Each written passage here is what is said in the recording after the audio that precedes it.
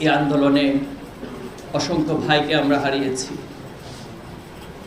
আমি এখানে এসে বসার পর থেকে বারবার ডানভাবে তাকাচ্ছিলাম।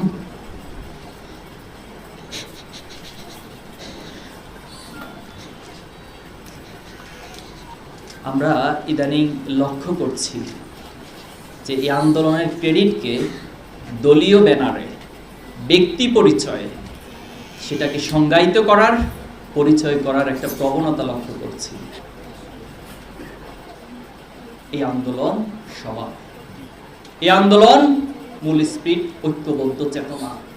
আমি আপনাকে চ্যালেঞ্জ দিয়ে বলতে পারবো, আপনি শহীদ পরিবারের কাছে যান, আপনি আহত বন্ধুত্ব বরণকারের কাছে যান, তাদেরকে জিজ্ঞেস করবেন যে আন্দোলন থেকে আপনারা কি চান।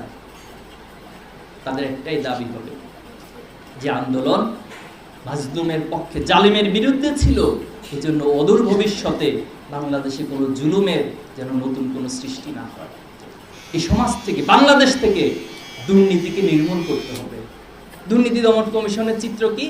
তিনি দীর্ঘদিন এখানে কমিশনের চেয়ারম্যান ছিলেন, দায়িত্ব পালন করেছেন, কিন্তু উনি পদত্যাগ করার পরে, উনি এখান থেকে বিদায় নেওয়ার পর ওনার বিষয়ে 10টা নতুন করে অভিযোগ আসে তিনি দুর্নীতির সাথে জড়িত।